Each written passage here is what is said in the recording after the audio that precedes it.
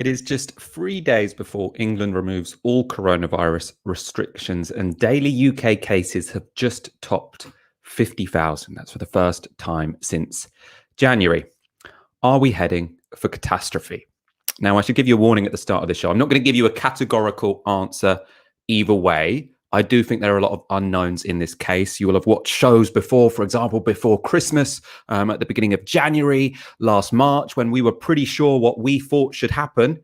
That was before there was a vaccine. Things are more complicated this time around. So what I'm going to just try and do today is give you a fair outline of the arguments for and against. You can make your own judgments about the undoubtedly risky new world England will be entering next week. To have that discussion, I'm joined by Aaron Bastani. How are you doing, Aaron? I'm very good. Just applying the after sun, Michael. Did you catch the sun today, Aaron? I did, yeah. I think I'm going to burn. Hopefully I'll find some time to do that this weekend. I've been planning this show. Now, as ever, you can let us know your thoughts if you're watching us live by tweeting on the hashtag TyskySow. We'll be reading some of those out. And if you're watching back on YouTube later, let us know in the comments below the video. Tonight, we're also going to be discussing Keir Starmer's sweating blood, or the fact that Keir Starmer has said he will sweat blood, and the latest crisis in GB News. At the end of the show, we'll be dedicating some time for a tribute to a brilliant journalist and comrade, Dawn Foster. I'm sure she meant a lot to many of you watching. So we're going to talk about her at the close of today's episode. Now, let's go straight to our first story. Daily new cases in the UK have topped 50,000 for the first time since mid-January. As you can see, there were 51,870 cases reported in the past 24 hours. Now, cases are up 34.9% on the previous week. Simple mathematics tells you that if this trend were to continue, we should expect 70,000 daily cases in a week's time and 95,000 daily cases in 2 weeks' time. We also had more data released today from the ONS. So the Office for National Statistics every week released the data from their coronavirus infection survey. This isn't based on just people who are turning up to get tested, but is based on a representative sample of the UK population.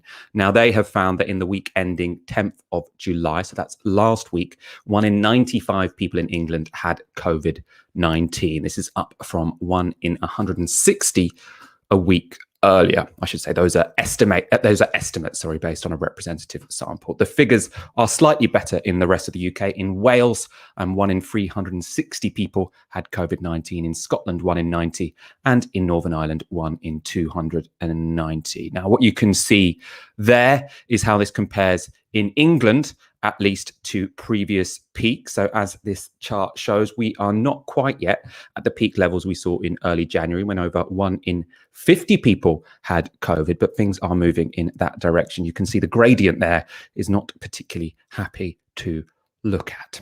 Now, of course, the difference between now and January is that most adults are now vaccinated, and the link between cases and hospitalizations and deaths has therefore been significantly weakened. And when it comes to hospitalizations, there were 717 new hospital admissions reported in the past 24 hours, which compares to 4,579 daily admissions at the peak in January. So you can see a big difference there. It also seems to be the case that hospital visits are shorter this time around. That's because people turning up to hospital are younger. You can look at that with glass half empty or glass half full. Because they're younger, they're less likely to die, and they're less likely to have to spend a long time in ITU. But young people turning up to hospital is never a particularly happy sight. Let's have a look at patients here. So we can see this graph about patients here, where you can see that currently total occupancy is much lower than at the peak, when almost 40,000 people were in hospital. This does mean, though, that elective operations have already been cancelled, because the NHS has a huge backlog. That includes in the UK's largest hospital, which is the Queen Elizabeth in Birmingham.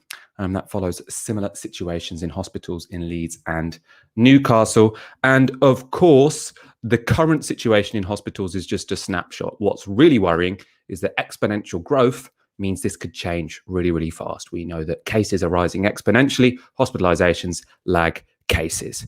In terms of this danger, it was one which was set out by Chris Whitty. He was speaking to a seminar organised by the Science Museum. At the moment, the number of cases in hospital is mercifully much lower than it was previously, but not trivial. We've still got over 2,000 people in hospital, and that number is increasing.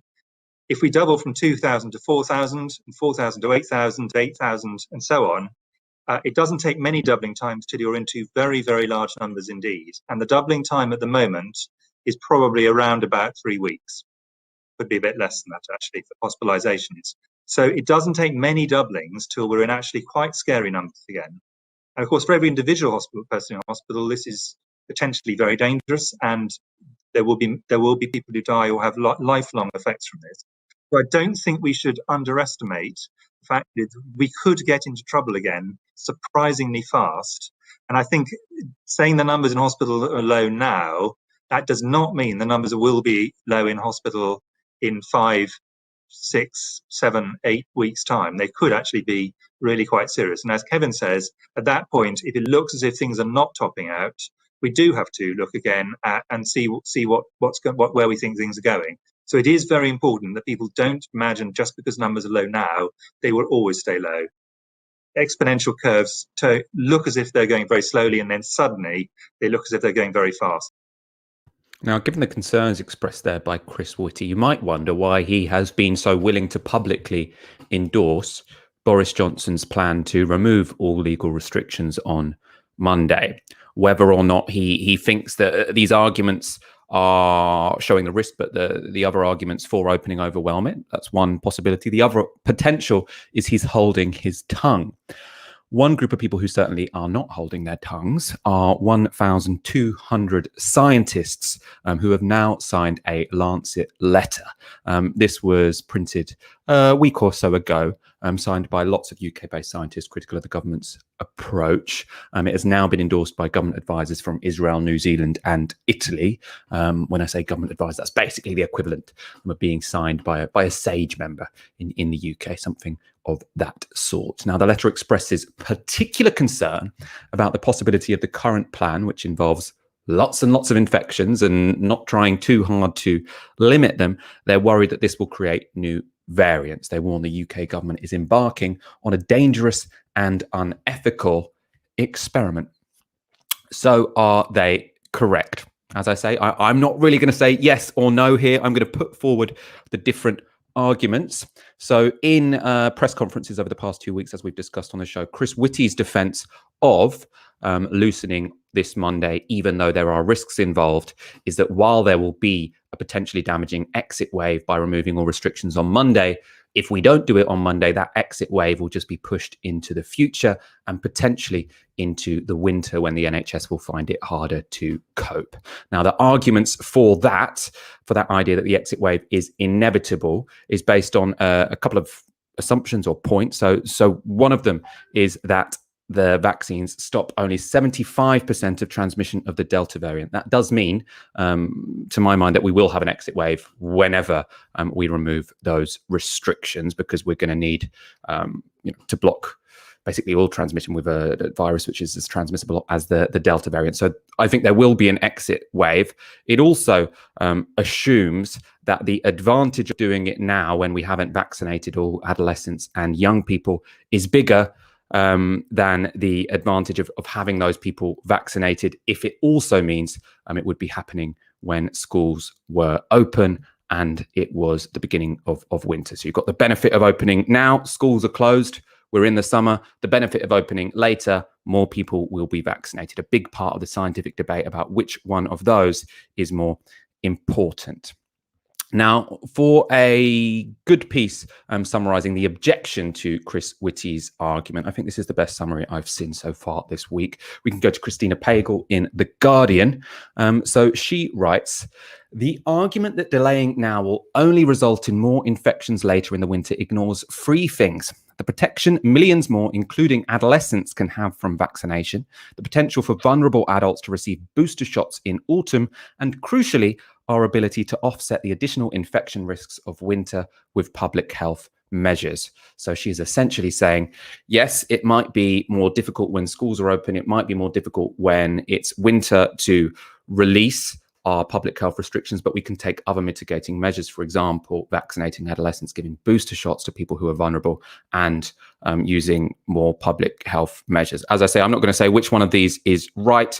I will suggest some potential problems with that is, are we hogging vaccines? There are lots of people in global health who say the idea of vaccinating people who are at quite a low risk from COVID-19 in the West before even healthcare workers and the vulnerable in sub-Saharan Africa have been vaccinated. That's potentially problematic. The other issue is whether public health measures are going to be enough to stop an exit wave. Are we just delaying the inevitable? Now, as I say, should we be unlocking on Monday? I'm not going to give a definitive answer. I think everyone at Novara Media agrees there are some things which are undoubtedly, unquestionably stupid, which the government are doing right now. For example, getting rid of masks on public transport and in shops. There are no good arguments for that, but for reopening, there are good and bad arguments. Aaron, I want to go to you on this point. We are about to reopen when we have 50,000 daily cases. I mean, that does make lots of people uncomfortable. I think it would be slightly odd if it didn't make someone feel uncomfortable. Should we be reassessing this plan? You know, it's so tough, Michael. The thing I don't quite understand, and maybe given your sagacity on the subject, you can clarify this for me. The constant talk of, you know, exponential curves, of course, exponential growth is going from 2 to 4 to 8 to 16, 32, and very quickly things get out of control, as we saw last year. Given that 80% plus, I think now, of the country's had at least one shot, given almost 70% has had 2 shots of the vaccine, I mean, surely there is a ceiling to this. I mean, we can't have exponential growth as you would expect under normal conditions, because vast numbers of the people have either had the virus and therefore are producing antibodies, or have been vaccinated.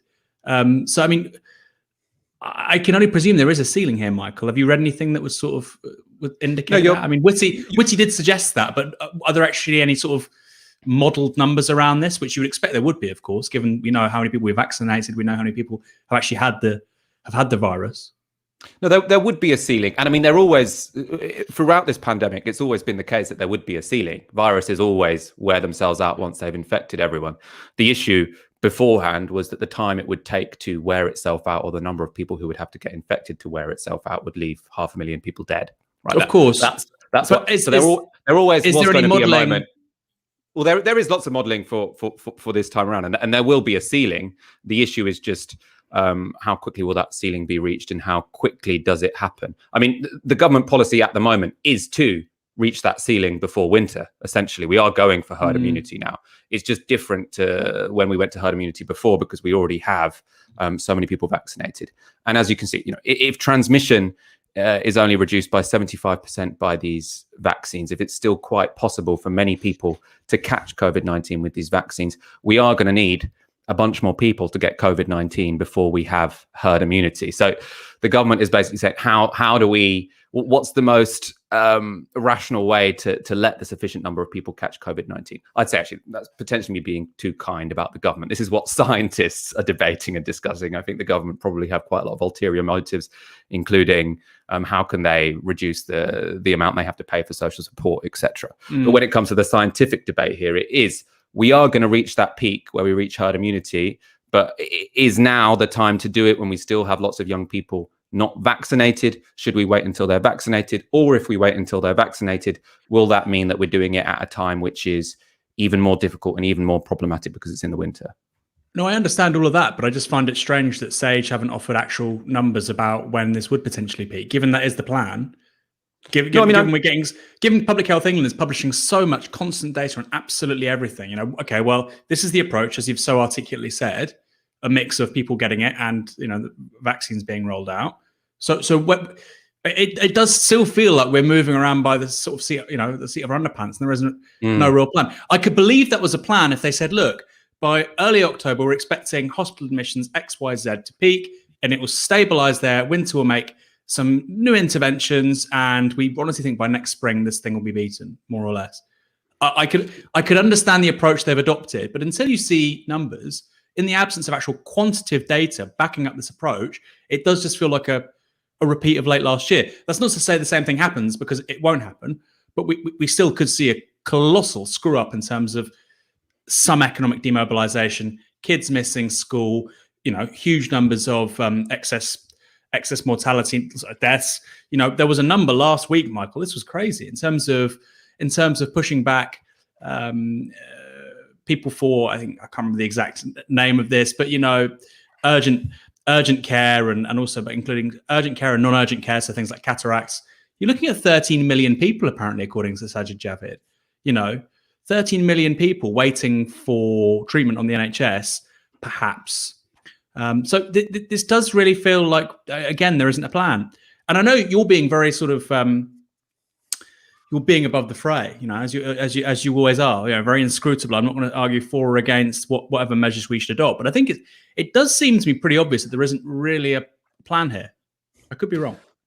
I should say I'm not always above the fray. As I say, there are many moments where I've taken a very strong position, and I take a very strong position when it comes to things like masks and when it comes to supporting people who are shielding. It's just this question of when precisely to reopen certain sectors of the economy that I think is quite difficult in this sense, because I have seen lots of sensible modelers suggest that if you push it into September, there could be added problems based on seasonality and schools being open.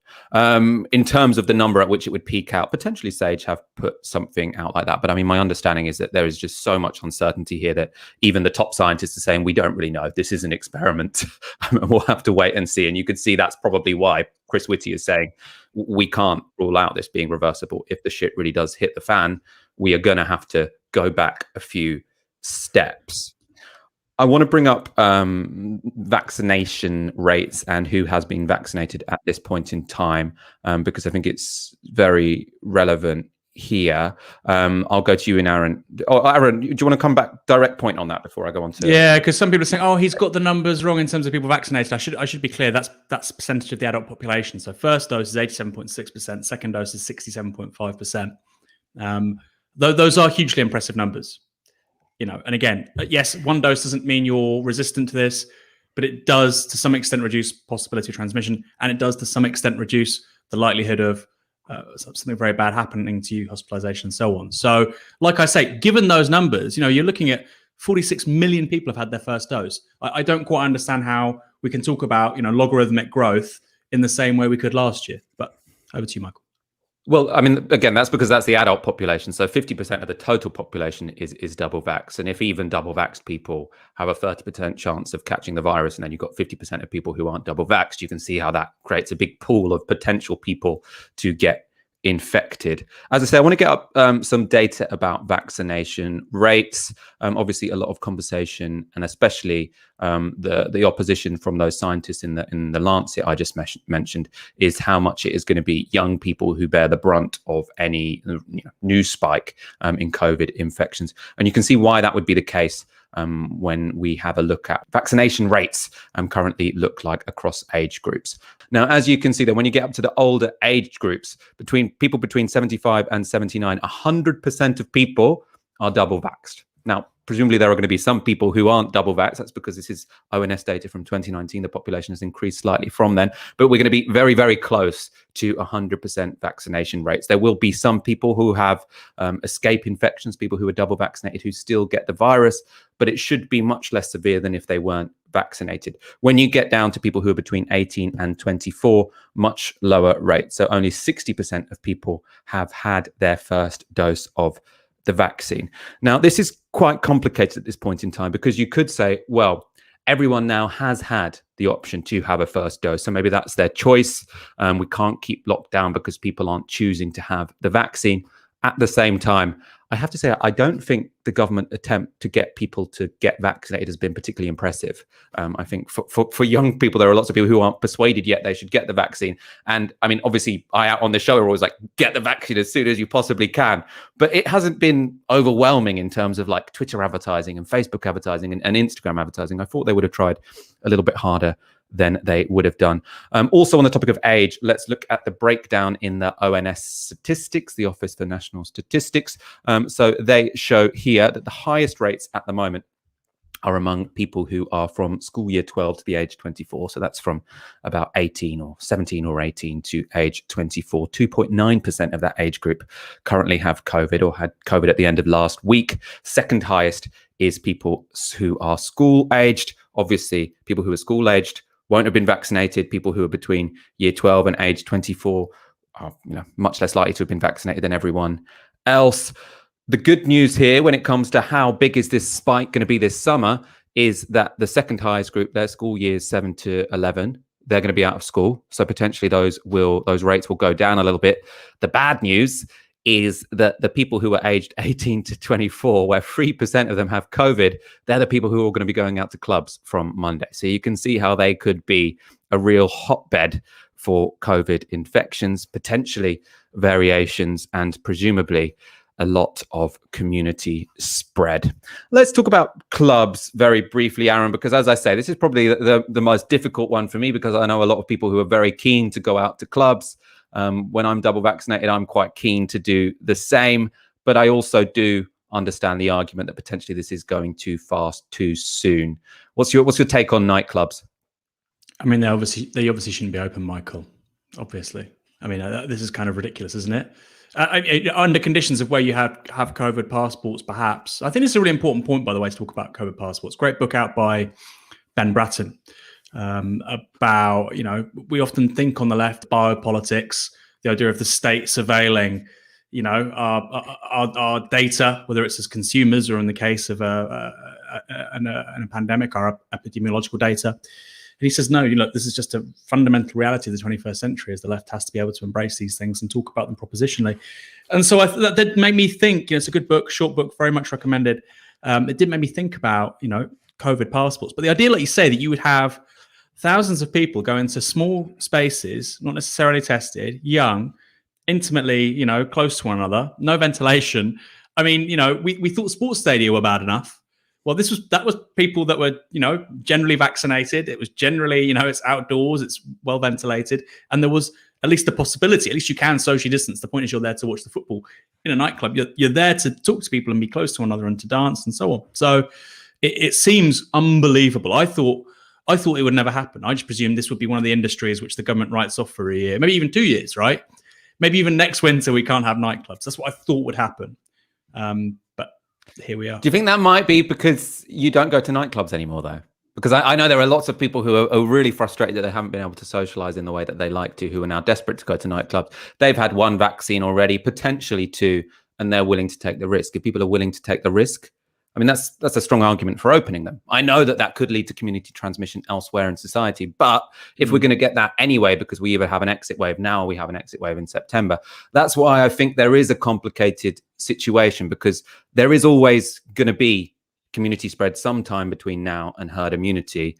If young people want to go give it a go now in nightclubs, who are we to stop them? What I would do, I suppose what's very important to say there is that we should be telling young people, if you go to a club, if you are willing to take that risk, make sure you don't go anywhere near someone who looks old and vulnerable. If you go onto public transport, if you go into a supermarket, double mask yourself, because recognize that you could infect vulnerable people. But to say you have to stay at home for a benefit which at this point is fairly unknown, that's why I'm very unsure about this particular issue. No, I genuinely think opening nightclubs is the craziest thing. I think this really does show the decadence of Western civilization, Michael. I'm being serious. You look at Taiwan, you look at South Korea, you look at all these countries, Vietnam, China, and so on, and then we're having a conversation that, should we open up nightclubs on Monday because people in their early 20s want to go out? They've had a really terrible deal. No two ways about it. They should be getting the equivalent of a UBI, free university education. I get all of that. They should obviously be able to enjoy themselves socially as well. But Michael, or be like Parc Montjuic in Barcelona. Let's open some outdoor nightclubs. But this is like basically creating the perfect set of conditions under which people can contract this thing and spread it. And it is important to say, Michael, that even older people who are double vaccinated can still catch this and can still die. And I sort of feel like we're not yet in a place where, are care homes really safe enough? I mean, probably not. There are old people, by the way, in Vietnam and China. They seem to be protecting them somewhat better than we are, even now. That's always going to be the case, though. This is now going to be an endemic virus. It is always because the government can actually look after those people a bit better. The presumption is that we're not going to. Well, no, I mean, I'm being serious. You know, if we're looking at still single-digit deaths in a lot of these East Asian countries, what are they doing any different? They still have old people. So what most of the world is going to do? So there was a zero COVID strategy, which many. I'm not suggesting zero COVID. I'm not suggesting zero COVID. But what? Let me finish the sentence. So these countries which you're talking about, their short-term strategy was to have zero COVID, to stop travel, and to basically have all of these quite, these measures which in normal times would seem quite authoritarian, but when it's compared to countries in lockdown in the West, they, on balance, they definitely maximized freedom. Now vaccines are available. These countries are going to abandon their zero COVID plans. COVID is going to become endemic everywhere. Luckily for them, they can vaccinate their populations before they have an exit wave, but they're going to have an exit wave, and then older people who are double vaccinated will still catch COVID-19 and they still will die. So the argument that you can't avoid that reality is actually quite strong. And the East Asian, the Australian example, don't really work because they don't have long-term zero COVID plans. No. And the reason they've been able to protect their old people is because of a zero COVID plan. So someone like China does have the equivalent of a COVID passport. They do, right? And there are severe curtailments on or there was when it was, when things were really intense early last year, there were severe curtailments on people's internal freedom of movement within the country. We aren't doing that, Michael. So I don't really agree with you. I don't really agree with you. They're not going to keep that forever. Why not? Well, because why not? You don't want to have internal travel controls within a country for a really long time. No, I don't, but I think China probably will. And I mean, if we are in this age of pandemics, it may be a thing that, your sort of epidemiological data is actually tracked quite significantly. It may be that, look, in this country, Michael, every winter, regularly, not last winter actually went down because obviously lockdown, you have about 40,000 excess deaths every year.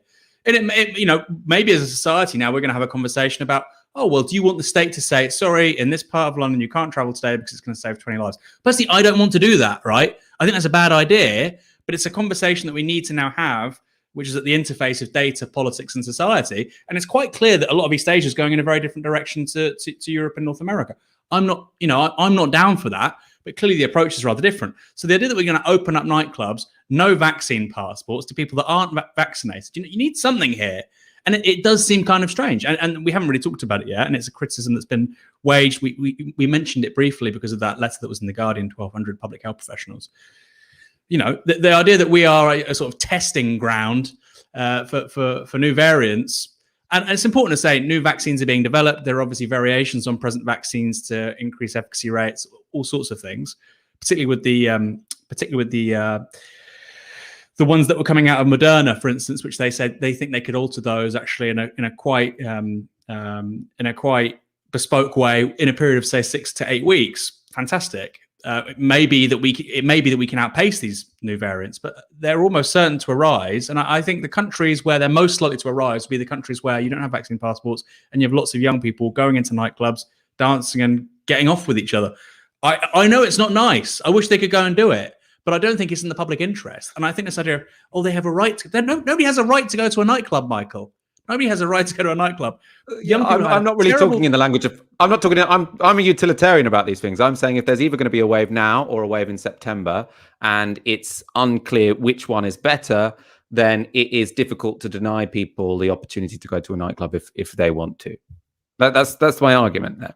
I think they should be shut. I think they should be shut all the way through, probably through to until we've got 99% of not just the adult population, the entire population vaccinated. Yeah, then I think you can open up nightclubs. Then I think it's sensible. Until then, probably not, right? So, okay, another 6 months. Well, yeah, but that could mean many, many restrictions for a long, long time. Let's go to some comments. Henry VIII Fake with a fiver says, if Chris Whitty actually disagrees but is truly holding his tongue, why not resign or threaten to? Very interesting question. I assume Chris Whitty thinks he has more influence on the inside than he would on the outside.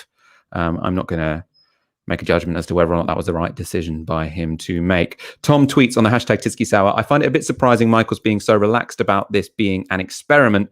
People's health is on the line. Experimenting with mild illness would be bad enough, but we're talking about long COVID, death, perfectly avoidable. But Aaron is right, no plan. Yeah, well, I mean, I think on one level, we are experimenting. If you think about it, COVID was not like flu. COVID was definitely not like flu, but for a vaccinated population, COVID is a bit like flu, right? So now you're in the situation where double vaccinated people are at risk of catching COVID. Yes, that's unpleasant. As Andrew Marr said, we talked about that on a previous show, but it is a bit more like catching flu than it was catching this new disease to which you had no immunity. So that's why I think the vaccines mean we can talk about COVID a bit more like flu than we could before we had them. Rick O'Shea tweets on the hashtag Tysky Sour. Hearing Indie Sage today, they are not both siding this. In my non-scientific capacity, their mindset seems to be you can mitigate the impact of caution. You can't morally justify the impact of recklessness, such as increasing the chances of creating a new variant. Again, I think that's a strong argument. I think that's probably quite a good summary of their position as well. As I said, I do think there are some potential problems with their arguments, or at least Christina Pagel as we presented them. One, because it requires vaccinating shed loads more people in this country when there is currently a huge global shortage of vaccines. Lots of global health experts say the idea that you would vaccinate children before you vaccinated healthcare workers in Africa, there's some big problems with that. Also, I do think sometimes there is a desire to talk in quite categorical terms in terms of we are allowing people to die. How can it possibly be right to allow people to die? Now, we do this all the time. You know, we can't. As I say, I was very in favor of very strict measures when COVID-19, when there wasn't a vaccine for it, when vulnerable people were, just left to fend for themselves, and when there were, hundreds of thousands of people dying. When there is a vaccine, it does become more like a risk that we manage in many other ways, like flu, for example. COVID-19 is not like flu. COVID-19 plus vaccine, a little bit more like flu. Ken Roberts with a big donation of £50. Thank you very much. Appreciate you guys. Can you please do some work on the state of Afghanistan? I served there multiple times and was there during COVID. Are the West really just going to abandon that country for the Taliban to take back control? Incredibly interesting question. We did do a show on this quite recently. We spoke to a brilliant guest who was in Afghanistan. You might like to check that out, but we should, I'm sure, be covering that topic again soon. Let's go on to our next story, which is also related to the COVID chaos. In the first week of July, 1.3 million people were told to self-isolate for up to 10 days. That's right, 1.3 million people. Now, that's an incredible statistic. We can see the breakdown here. So this was via The Guardian, who were using NHS Test and Trace, the Department for Education. So in the week between July the 1st and July the 7th, 337,695 people were contacted by NHS Test and Trace, either because they've been in contact with someone who tested positive or because they'd been to a venue where COVID-19 was present.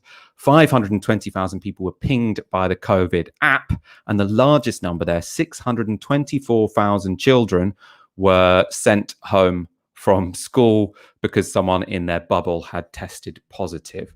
We can also, potentially add to this, there might be some overlap here, 194,000 people in that period tested positive. So there's up to 1.7 million people who were self-isolating over the past week. So as I said, there could be some overlap. I'd imagine more like 1.5 million.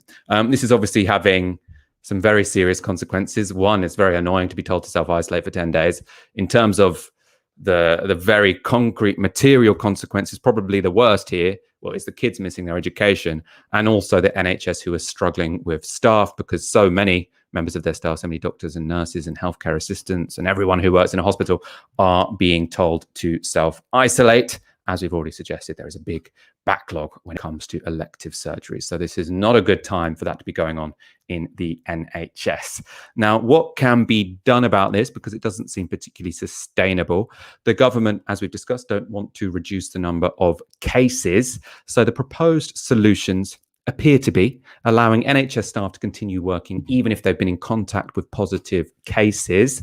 That's been touted in the newspapers today. I suppose one argument for that is most of them will have been double vaxxed, so they are less likely to contract it. An argument against is they're in contact with lots of vulnerable people. Another response or potential solution is to allow double vaxxed people not to self-isolate. Now, that will obviously make a huge difference considering most of the adult population is double vaccinated. That will only come into force from August the 16th. So we've got a month between now and then. Much talked about in the press was the idea that the sensitivity of the COVID app could be reduced to stop so many people getting pinged.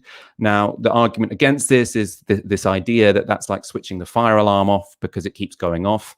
It doesn't solve the underlying problem. The argument for changing the sensitivity is at the moment, there are some big problems with the COVID app. Most importantly, that it can't tell if you're inside or outside. So obviously being next to or being close to someone for 15 minutes who's COVID positive inside means you probably got COVID. If you do it outside a cafe, if you do it, standing in a park, you're much less likely to get COVID. And this app isn't very good at distinguishing between those two situations. And finally, a solution that's already been, well, I say solution, a proposed way out of this is to get rid of bubbles in schools. That will be the case from September. The Guardian reported that according to the ONS, 1/3 of people who self-isolated last week went on to develop COVID symptoms. I'm not sure if they included school children in that, but it's clear that weakening these measures will not have zero impact. Aaron, what do you make of the potentially 1.7 million people who were self-isolating last week? Probably more like 1.5 million, but whatever figure we use, that's a lot of people who aren't allowed to leave their houses. Yeah, and I think, to be honest, Michael, from what I'm hearing, I think that's a significant understatement of people that should be isolating. I've heard stories of people who are self-isolating and they're in large areas, and then other people haven't. I mean, from what there are literally, honestly, personally, there are dozens of people who've relayed to me the fact that they got COVID watching the football, one game. Mm-hmm. Dozens of people have told me that from different settings. Some at the stadium, some in pubs, etc., etc. God knows what we're looking at next. We were talking earlier on, this works both ways, Michael, because somebody in the comments said, they don't know what exponential growth is. I talk about exponential growth in my book, Fully Automated Luxury Communism. So I do know what it is. It's very different to linear growth. My point is, given that 50% of the population has had 2 doses of the vaccine, given people are producing antibodies from previously having it because the government's mismanaged this for so long, there's clearly going to be a much lower ceiling than there was a year ago. But it also works the other way, that if you just, we opened up so quickly, it could be that actually the exponential growth kind of accelerates. And I think it might do that after Euro 2020 or Euro 2021, as we should call it. All those Scots coming down to London, I mean, they were great fun. Good luck to them. But I think that's clearly going to have some epidemiological sort of hangover. I think the same with the final. I think the same with people watching the final in pubs and so on. So, let's see. I think this could actually accelerate, if anything, Michael. I don't know what your thoughts are. It might not be like, it'll double in 3 weeks. That 1.5 million could rise much quicker than that, or at least it should do. But from what we're hearing about people deleting the app, maybe we won't get the clearest numbers. Well, Nick Gussett with £2 says, everyone I know who went to the Euro final has COVID. These people who went to the Euro final probably should be testing positive already. The incubation period is about five days. So one would imagine that a lot of those people are already included in the figures, though. Yeah, it will still be going up for. Well, the Euro effect might still last a little bit longer from now. Anyway, we'll be back on Monday, so we'll be talking more about the impact of this unlocking. I'm hoping next week as well, we'll get some more scientists on both sides of this debate to come on and discuss what is a very complicated issue and a big risk. What everyone seems to agree is that the government is taking quite a big risk here. Now, if you are enjoying tonight's show, hit the like button. It helps us on the algorithm. We're going to move to a non-COVID story now. Since becoming leader of the Labour Party, Keir Starmer has struggled with commitment. When it comes to the big questions of the day, the Labour leader has sat on the fence instead of taking a side, and it means most people, very reasonably, think he stands for nothing. However, this week, speaking to the BBC's Laura Koonsberg, he has come up with a pledge he hopes will grab the country's attention. It's to sweat blood to win back the nation's trust. Now, he made the comments after taking part in a focus group with ex-Labour voters in Blackpool. The BBC put out a clip with some of the exchanges which took place in that focus group. First thing is, your party is divided within itself. Get rid of all these sort of bickering people who are losers. They want to lose further by doing what they're doing. If someone's in my shadow cabinet or on my front bench, I can do something about it because I can fire them. If they're on the back bench, then they've got a bit more freedom to say what they want. But I get the point you're making is it doesn't really matter to anybody else. You want to hear one voice. I honestly believe for Labour Party, it's a stigma of Jeremy Corbyn. He's still on 18 months on, and it's still there. People think he's toxic. Trust is invaluable. If you lose trust in something or somebody or an organisation, to get that trust back is so difficult. You're on kind of a death spiral. I mean, we lost really badly in 2019. We lost 60 seats in a row, and we've got a lot of work to do to rebuild. And we've got to change. You can't lose that badly and say, well, we'll keep things pretty well as they were, which is what we're doing. And what I heard tonight was people, they weren't saying, I'll never trust you. What I heard them saying is, I have lost trust in Labour, but I might have trust in the future, but it's down to you to earn it. And that I will do, sweating blood over the next days, weeks, months and years into the next general election. No pressure. It's exactly what I expected. This was always going to be a tough gig, but actually I'd much rather have the sort of robust discussion I had tonight than the warm bath of simply talking to people who already agree with me. Michael, that was the most infuriating thing I've seen in days. So first of all, the first gentleman that spoke said get rid of all these losers. The BBC was presenting this is the core lost Labour vote. The last time he voted Labour? He was quite honest about it, fair enough. 1997.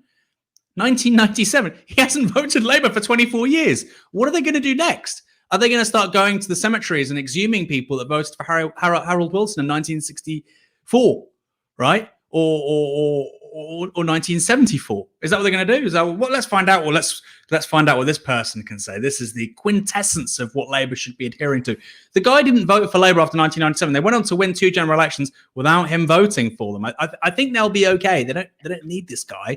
Another person saying Jeremy Corbyn's toxic. He last voted for Labour in 2010.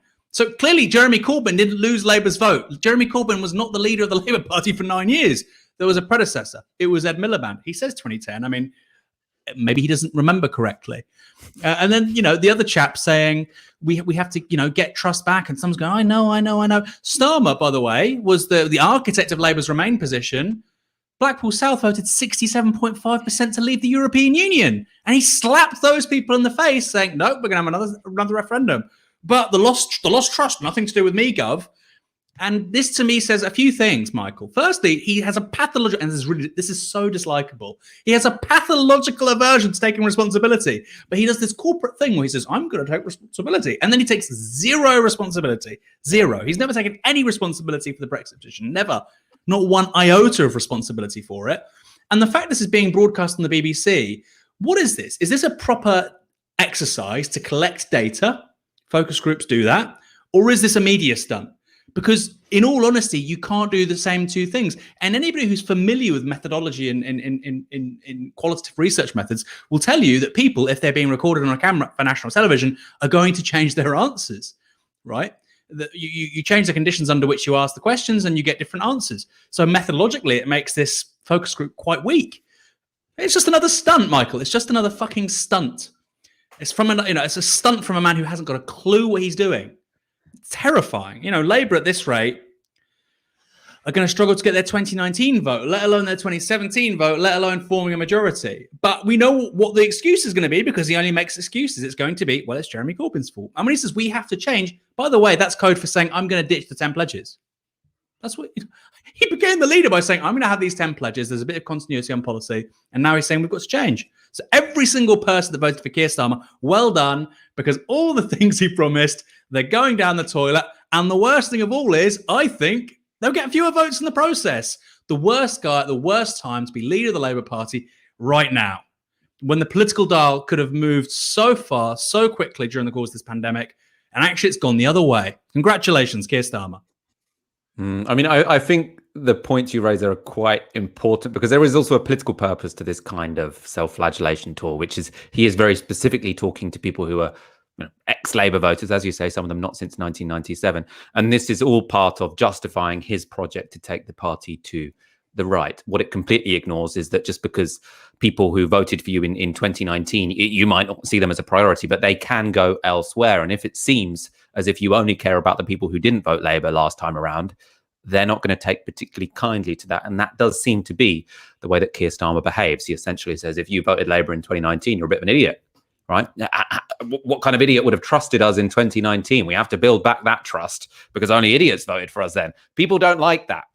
Now, one group of people who there are suggestions will not like this is the young. The young obviously overwhelmingly voted for Labour when Jeremy Corbyn was leader. They came up in these focus groups. And this particular part of a longer BBC clip annoyed lots of people on Twitter. Under 25s, don't waste your money. Don't waste your money. Don't waste your money. If they want to work, they are already working. But they're just sitting on the backsides. They don't want to. Because the government are still paying them to sit on their bums, they will not get up. In this country, there's a lot of people under the age of 25 who just don't want to work. Trying to get everybody into a job, I just don't think that will happen. You're always going to get some people who maybe don't want to work, but there are lots of young people who've lost their job in this pandemic. Lots of people got very, very annoyed by that clip because of, I suppose, what the woman said to Keir Starmer. She said there are lots of people who are under 25 who just don't want to go to work because of, well, essentially because the scheme to pay people money over the pandemic has been too generous. And it was seen that Keir Starmer didn't push back strongly enough against that. I thought potentially that was blaming him for what was said in his presence, and it was a highly edited video. What did you make of that particular controversy? Yeah, I think that's a fair judgment. I don't agree with it, but I think that's a fair judgment. Clearly, it would be highly edited, and he does clarify that he thinks, that's a very minority of people. I don't agree with him, by the way. The worst thing than having a job under capitalism is not having a job under capitalism. I've never met a person in my life who had no money, who was broke, and who didn't want a job. I've never met a person, because it's the worst thing in the world. It's the worst thing in the world. And the only people who say that are people who say otherwise, who have never experienced it. And for me, this is a guy who's a barrister, a sir, a QC. What the woman was saying was crap, and he's clearly not on a level with her. But I think, look, if you want to be a leader of the Labour Party, and one of your most essential core bases of support is amongst young people, you need to go and back for them, Michael. And people say, oh, is he patriotic? Does he love his country? You can't be patriotic and love your country if you think everybody under a certain age is a twat, is a lazy good for nothing. You can't. It means you're a misanthrope. It means you hate. What is your country if it's not the people inside it? And so if you detest all these people, you don't love the country. You're an ignorant misanthrope, which is what that lady is. And sadly, we saw this with the Gillian Duffy quote in 2010. Gordon Brown apologized for calling her a racist bigot. She was a racist bigot. And Labour needs to have the front, like Biden with the Democrats. Sorry, madam, I disagree. That's what he said. And you know what? People go, well, I really like this guy. That's really impressive. He has the front to say, I disagree. Yep, I disagree. I've never met a young person who needs work who refuses a job because they need the money. Sorry. Maybe we've had different experiences in life. But he's just such a non-entity, identikit politician, laughing at that stuff as well. Just really got my back up, Michael. We're seeing millions of kids in child poverty, and these people talking absolute shit, and he's laughing at them. Oh, under 25s don't want to work. Who's serving your coffee? Who's cleaning your clothes? Who's cleaning your office? Right? Who works in the supermarket? Who works in the logistics chains to get food from A to B so that you can eat? All the people in the global south are making all these consumer durables you buy. How old do you think those people are? We in this country in particular are suffering from a cult of the older generations hating the young. Now, there are many older people who love the young. I'm not saying it's universal, but there is a real hatred of the young in this country. And I do think it's peculiarly British. Very strange. Most countries, people love the young. They love children. Oh, wow, what a blessing. Here, they seem to hate them. They seem to really hate young people. I've often thought it's inexplicable, but increasingly that's now also running along class lines and also, cultural lines. They disagree. They have a different relationship to the means of production. They are less likely to be asset owners. their generation rent. As a result, they have different political views. And that is just adding sort of kerosene to the boomer fire of these people hating the young. It's really sad, Michael. It is really, really, really sad, because I think it makes those people even more miserable. It's good for nobody. And I think fundamentally it's an outgrowth of the media environment in this country. But the last thing you want to do is concede an inch to it.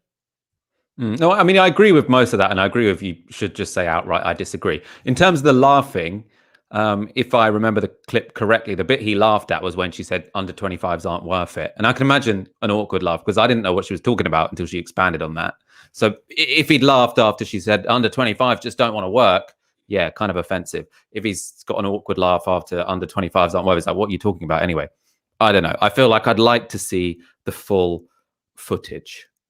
Well, he agreed to do it, Michael. He agreed to do it. So we can't judge him because it's not the full footage. Keir Starmer agreed to do it, so we're going to judge it on the.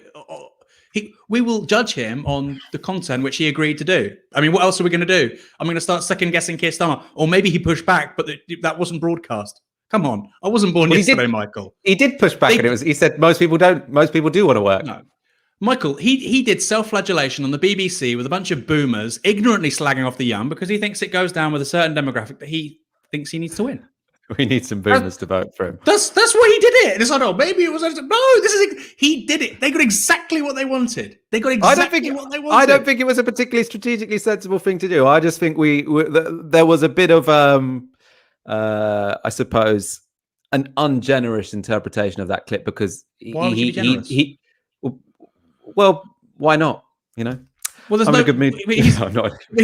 Why would you be? Why would you be generous? They've done this. They've done this focus group. I suppose what I'm saying is there's enough to criticize Keir Starmer for without choosing potentially weak arguments. And I think it's a potentially weak argument because he isn't shown to agree with that person.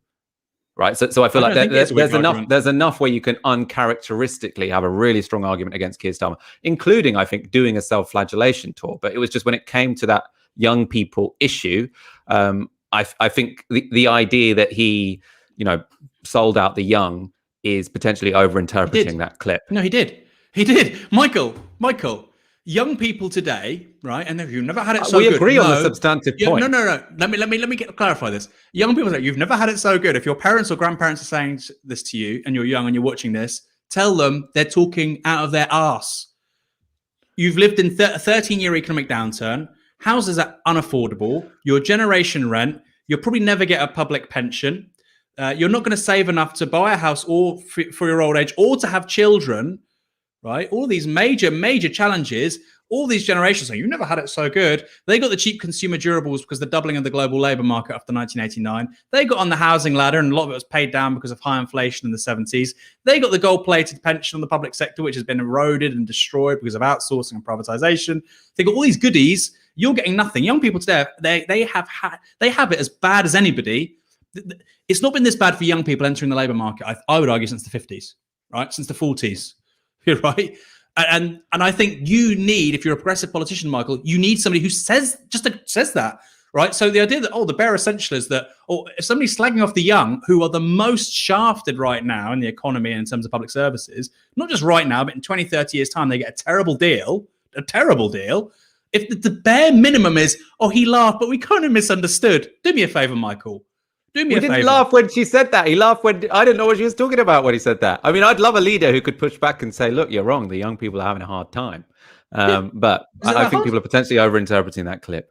And I would like to see a bunch of political leaders using the "you're talking out of your ass" school of communications. We'll see how it goes. As you're saying, Joe Biden did it a bit. Like Joe Biden. Look, if Keir Starmer puts on a pair of sunglasses, licks an ice cream and goes, I don't agree, Jack. Like, come on, man. Be like, this guy's got something he's got something to him. They just go, he's a limp. And all those people, by the way, they would have come out of that room with less respect for Keir Starmer. Because most of them didn't know who he was. At the end of the clip, they kind of came out liking the guy a bit more than before they went in. The problem there is that he can't go in a room with everyone. It's on Michael, it's on camera. It's on camera. Anybody in the social sciences tells you that the data you collect changes by virtue of how people think they're being monitored. It's on camera. No, well, first of all, if you meet a politician, yes, you're going to like them more than having, having preconceptions. Probably everyone likes Boris Johnson after they meet him. preconceptions fed from the media, or even Jeremy Corbyn. I think probably most people that met Jeremy Corbyn would like him, if they hadn't previously liked him, would probably change their mind. But Michael, it's not leadership. I'm a leader. It's not leadership to just sit there like a little punch bag in your £1,000 suit and just agree with everything for 20 minutes. No, I agree with that. It's not leadership. All right, let's go to some comments. Oliver Kant with a fiver. The Labour right exists purely to punch left and do nothing else. To be a roadblock, there is no strategy to win. Fair enough. Agree with that.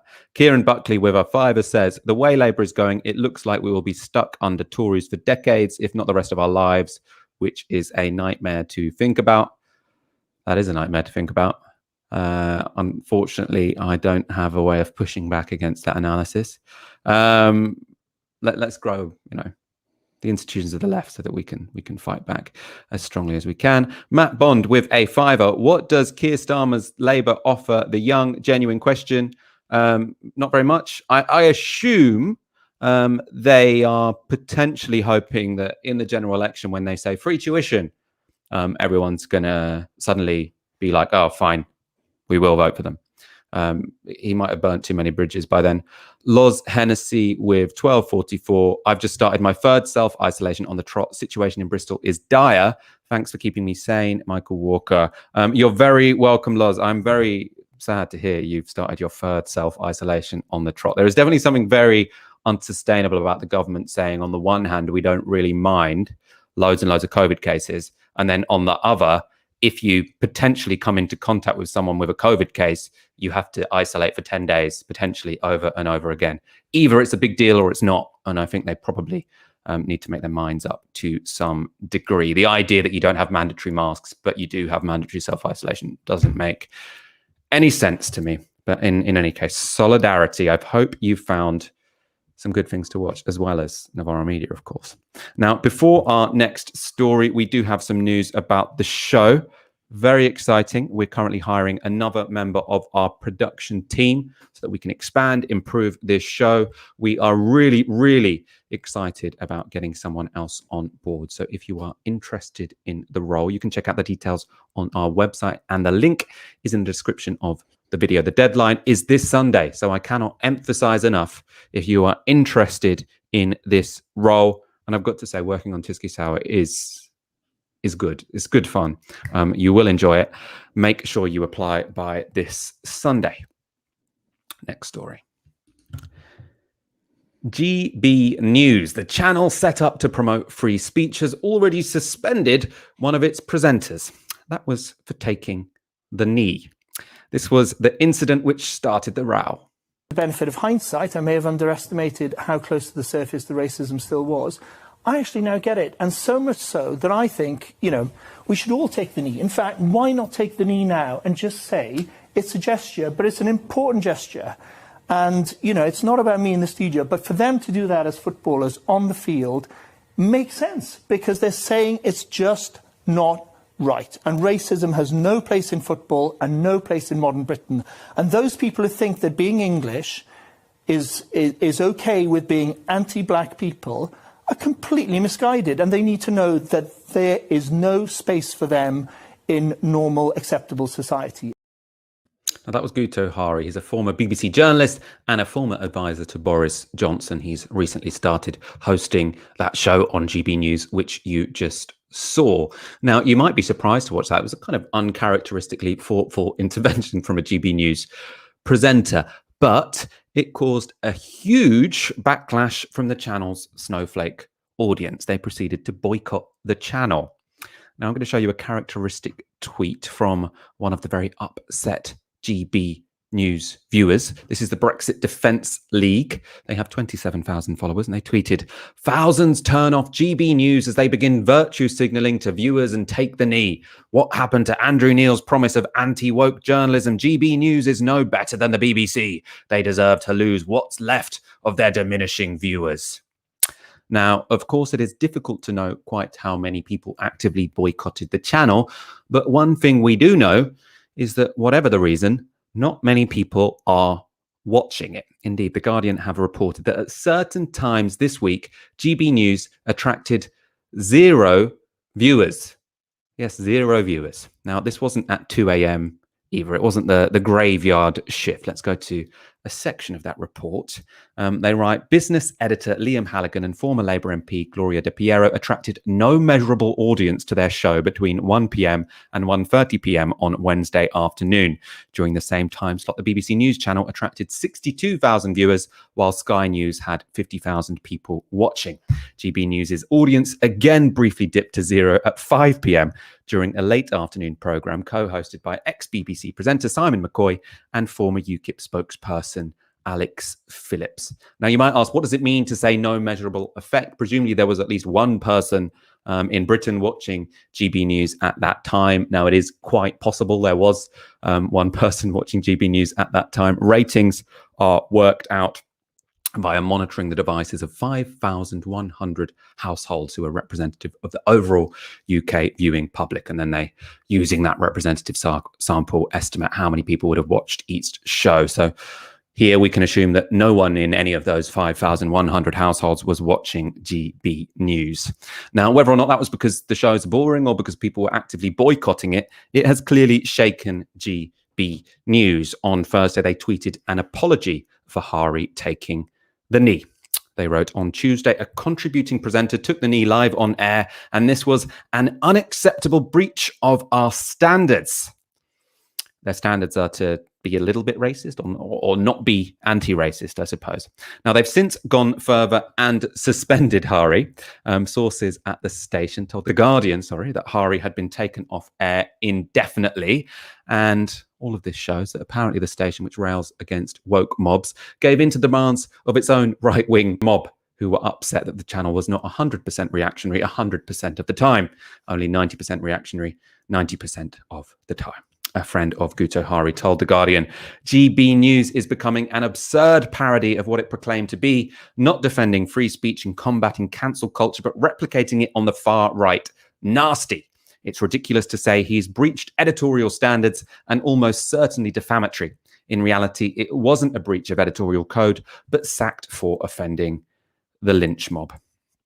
Now, Aaron, I want to bring you in on this. GB News is clearly a parody of itself, isn't it? It launched saying we are a channel for free speech. We don't give it to the woke mobs. We're here to challenge them. Then the moment some of their audience don't like what they've seen, they cave in, they sack or suspend or take off air one of their main presenters. I mean, okay, so this is going to sound strange. It is unique. I don't think there's another instance of a presenter on the BBC or Channel 4 ITV doing what he did. And there is an argument to be made that, a presenter contractually, it's not a guest. It's not somebody who's just a guest presenter. He is a guest presenter, but he has some sort of long-term relationship to a news organization. GB News is obviously not a news organization, but it claims to be. I can see the argument and say, well, you shouldn't do that again. That's not what's happened. What's happened is he's basically been put on permanent gardening leave because there was an effective de facto boycott because there are so many racists that watch their channel. And actually the last thing they care about is freedom of speech. They want to defend your freedom of speech, Michael, just as long as they agree with you. And if they don't, then you need to shut the hell up, which is what happened with Guto Hari. So yes, it reveals a genuine weak point in right-wing politics, which I think the left is getting better at. We gave them far too much space and room on this for years, particularly because of Brexit. But these people actually care about freedom of expression less than anyone else, not more, less than anyone else. And Rosa Luxemburg was that great left-wing defender of freedom of expression. I think as a socialist, you have to believe in freedom of speech. And the right, it's been a means by which they've been able to insert themselves into popular political conversations and give themselves a certain credit when they never deserved it, because they really don't believe in this stuff. They really don't believe in this stuff. The amount of times, Michael, I've tried to invite on for interview a right-wing thinker who's written a book or whatever, they're an influential person, and to talk about what they do, they don't even respond. That's their right, by the way. They can do that. But we make an effort at Novara Media to talk to people that we don't agree with. You yourself, when you're hosting this, you try and see an argument from both points of view, etc. They don't do that. They don't do that. Because what GB News is, Michael, is it's not a media organization.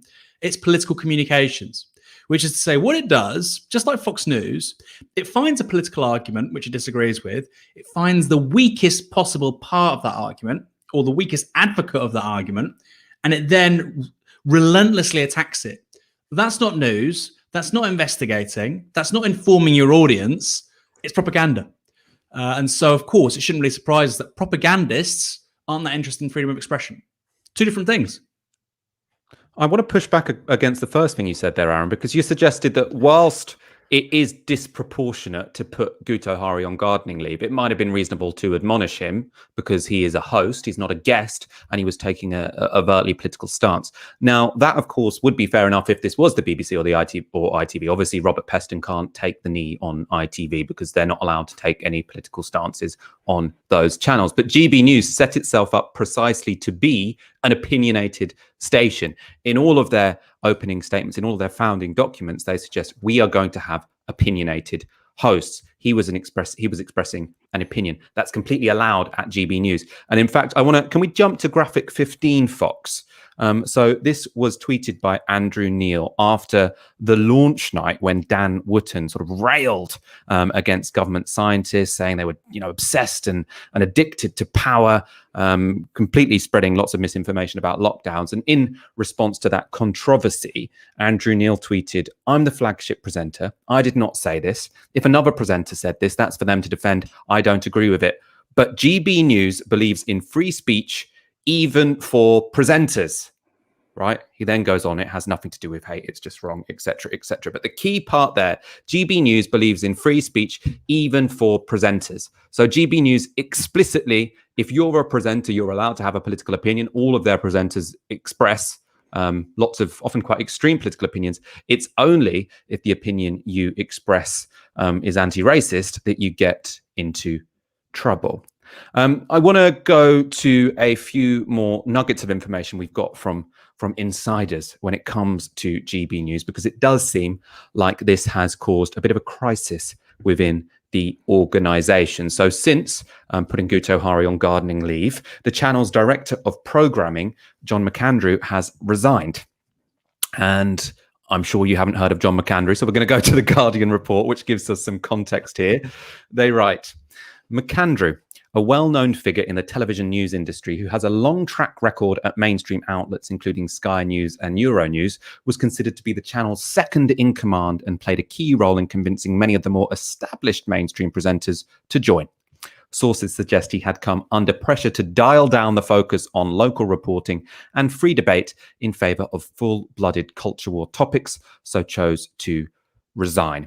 Also leaving is Jill Penlington. The Guardian say she's a senior producer. She'd worked at CNN and Sky News. So you've got lots of senior figures now leaving, especially the ones who come from mainstream journalistic establishments, people who wanted it to focus on local news. And you'll remember that opening advert where they say, we speak for all of England. Now, clearly, the bosses have said, no, we want to go heavy on culture wars because that's the kind of thing people tune into. And now there's a big split within the organisation. Of course, we showed you an Andrew Neil tweet. He's obviously been topic of much speculation because after 2 weeks of hosting the flagship show and after being the chair of the organisation for its launch, he's already gone on an unplanned extended holiday.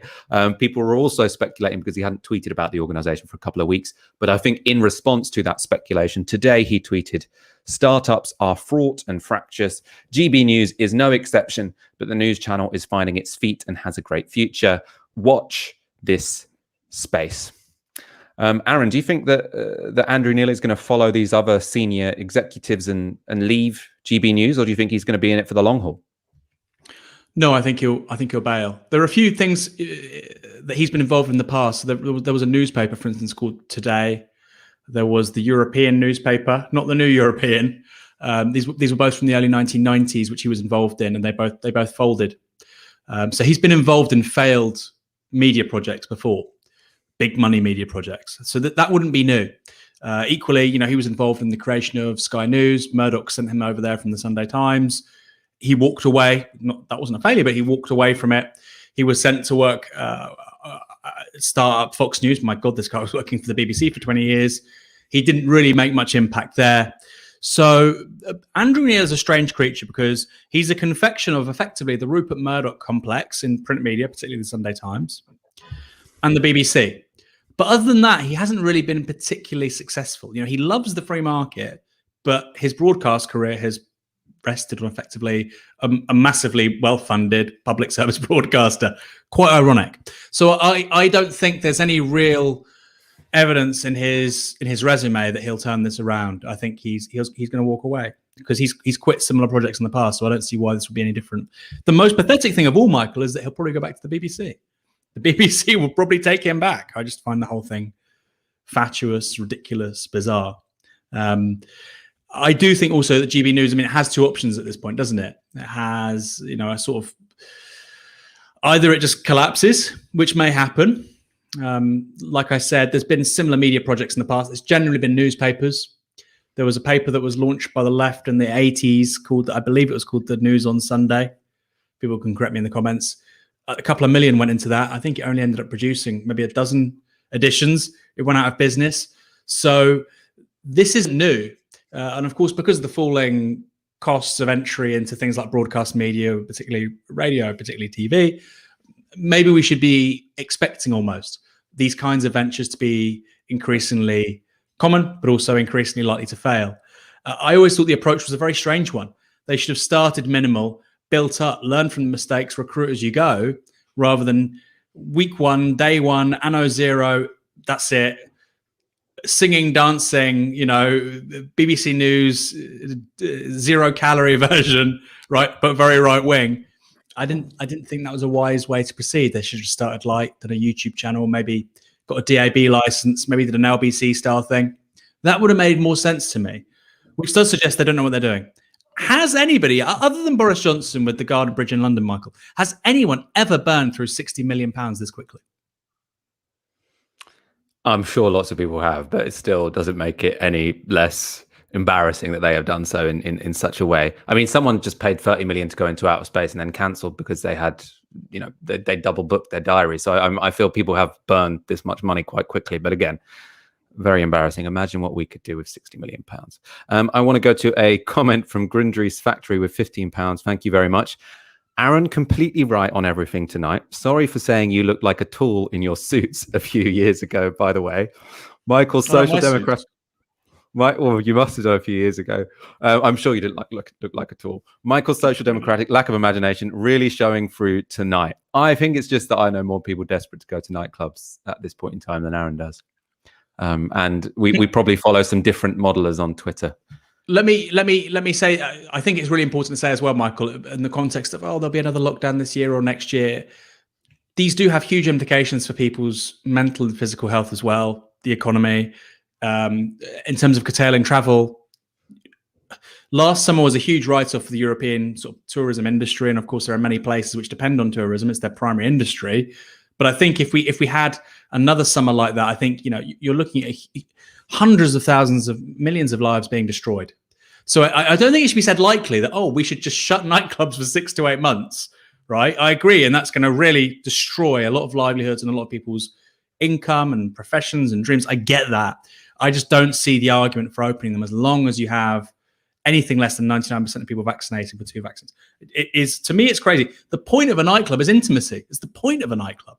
It's like opening, mass massage parlors or, come on, it doesn't make any sense. There are never going to be 99% of people double vaccinated. So you have just condemned nightclubs to being closed forever. 95%. You're happy with 95? Okay. Well, I don't know the exact numbers, but whatever the numbers are in terms of the herd immunity, 99% of the adult population and maybe, a significant number of young people too. All right, we're going to go to our final story now.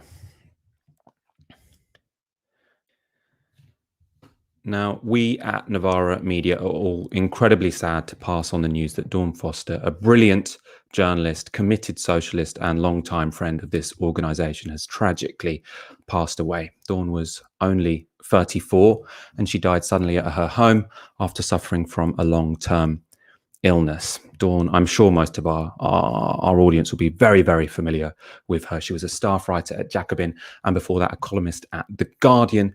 She was well known in particular for her uncompromising reporting on injustice across the UK. That was particularly related to housing, social welfare and disability. Lots of topics that so many people in mainstream journalism just don't care about. That was her passion. She reported on people who were ignored by mainstream journalism. And I think that's, why people valued her so highly and why it's been so devastating to hear the news this week.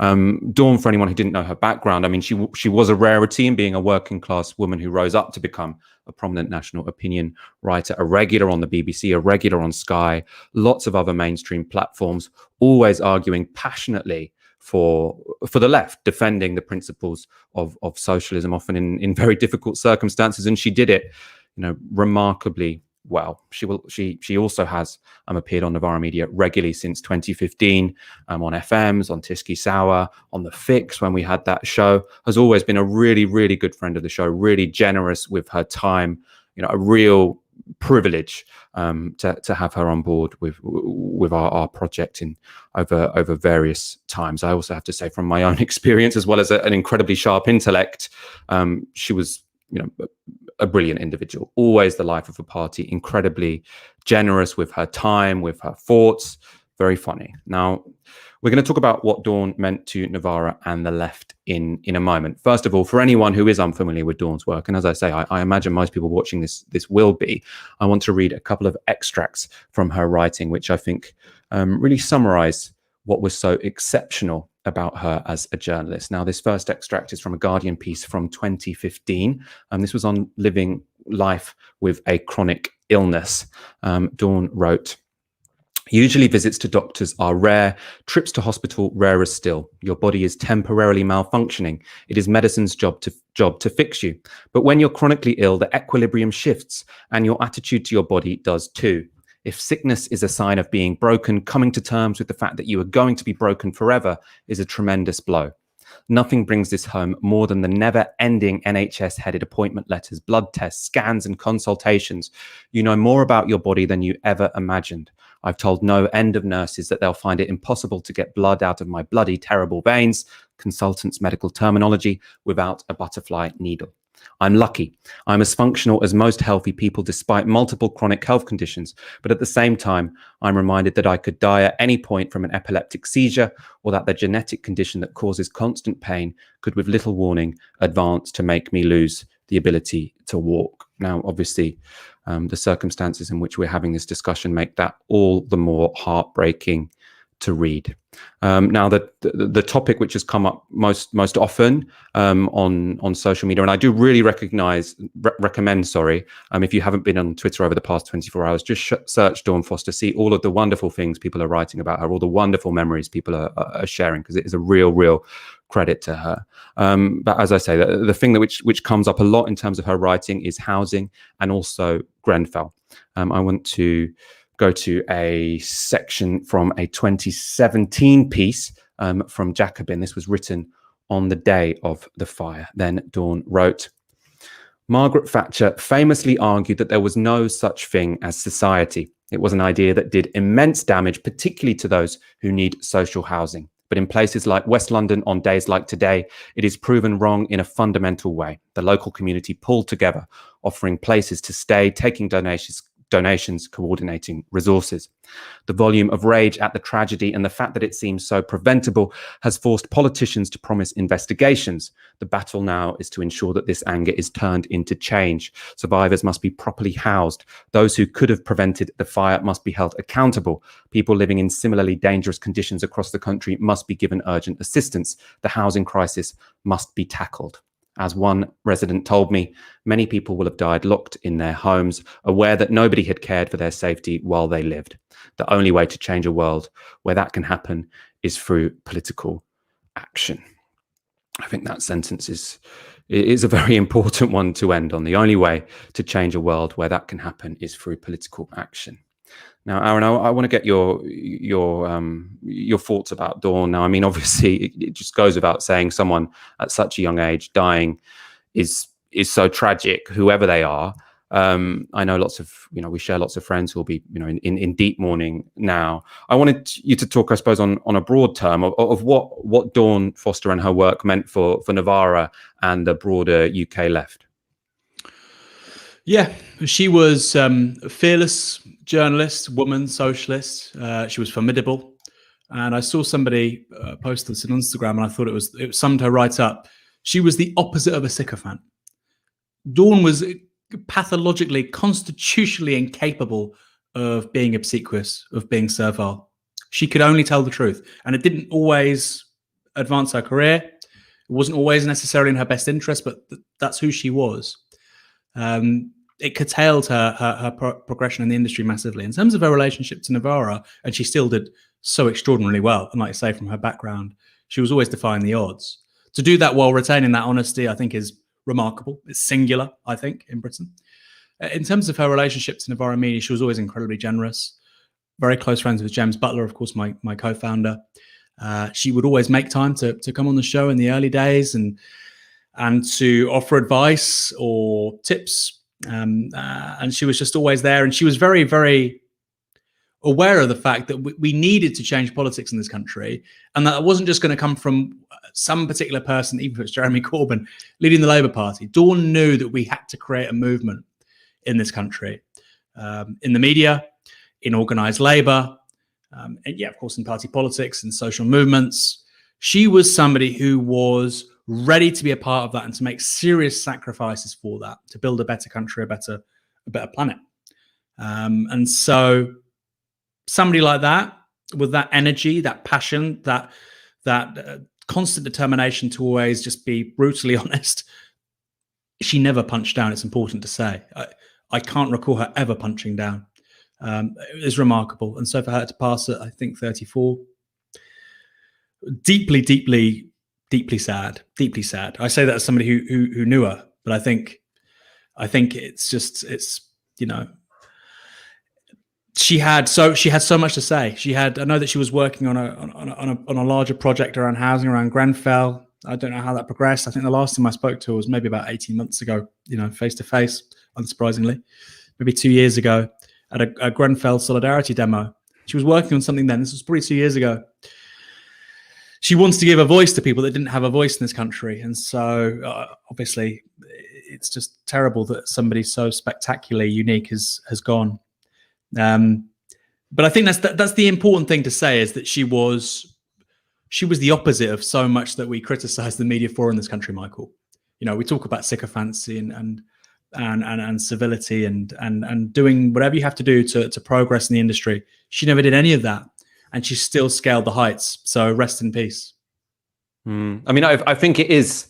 I agree with all of that, and especially, you know, the rarity in mainstream journalism. I also think, and I've been, I suppose, reflecting on this a lot over the past 24 hours, she was also quite rare as a commentator on the left, because I think I do this myself. You fall into this situation of thinking about short-term tactics.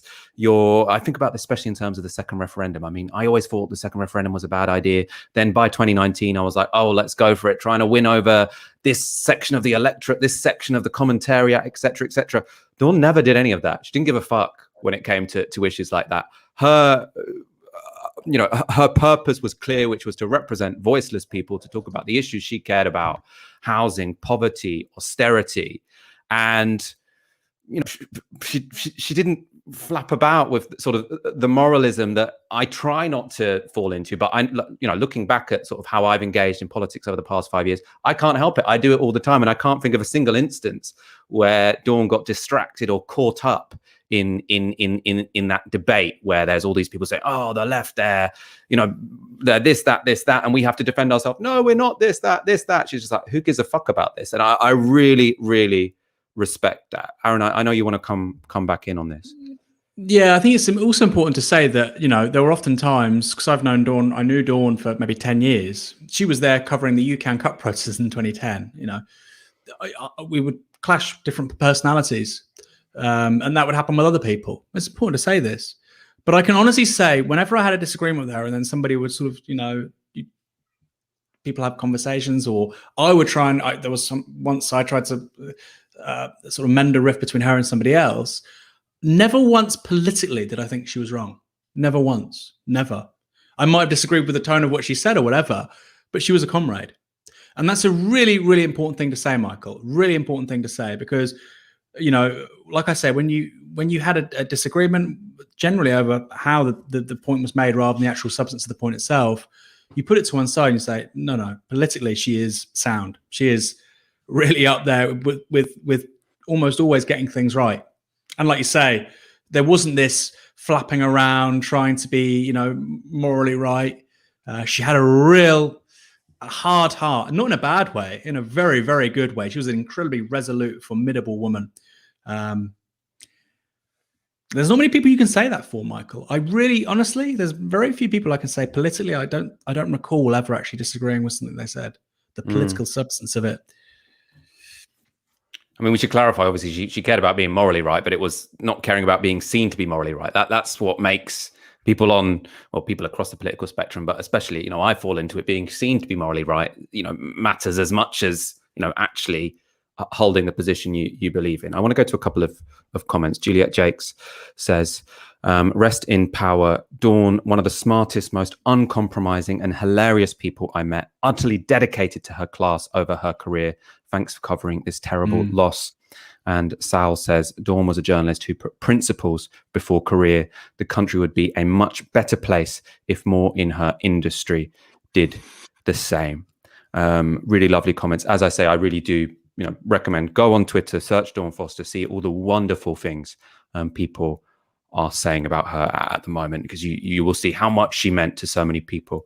Aaron, I want to go to, I suppose, your final comments before we close the show. Yeah, there was we posted an Instagram a carousel of images commemorating Dawn's passing, and I think the final one talked about how she should really be an inspiration to people that want to join the media, to be journalists. And I thought what Juliet Jake said there was on the money.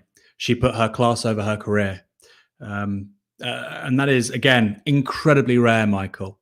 We do at Novara Media what we do because we believe in a set of political values and we want to advance them.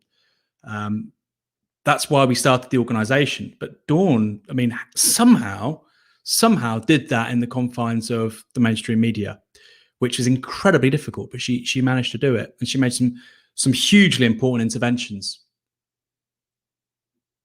Yeah, I mean, yeah, it's difficult to know where to end here, but as I say, if I recommend you to do one thing this weekend, it's go and look up what Dawn Foster has written over the past 10 years. Explore her work, watch the interventions she's made on YouTube, and my thoughts go out to everyone who was really close to her. I know there are a lot of people hurting this weekend. We are going to wrap up the show at this point. Thank you so much for watching. As always, we'll be back on Monday at 7 p.m. For now, you've been watching Tysky Sour on Novara Media. Good night.